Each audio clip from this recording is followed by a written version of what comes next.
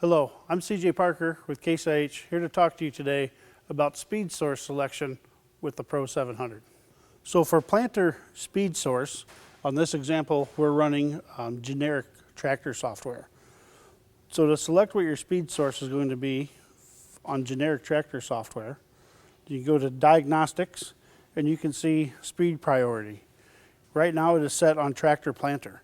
So it's going to get the speed from the tractor, whether that's GPS or radar or tractor wheel speed. And if anything happens to those speed sources, then it's going to be looking for a wheel speed sensor on the planter if it is available.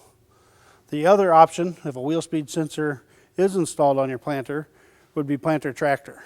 Then it's going to look for the speed from your wheel speed sensor on the planter.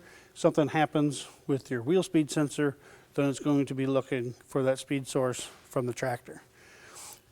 If you're hooked up to a Case IH tractor, whether running large tractor software or medium tractor software, you would be able to select your speed source by going to Toolbox, and then you would have a tab at the bottom called Speed, and then Speed Source, where you could select to run tractor wheel speed, tractor radar, or tractor GPS if it is available. I would suggest running tractor GPS. For more information on planter speed selection, refer to your operator's manual or visit your Case IH dealer.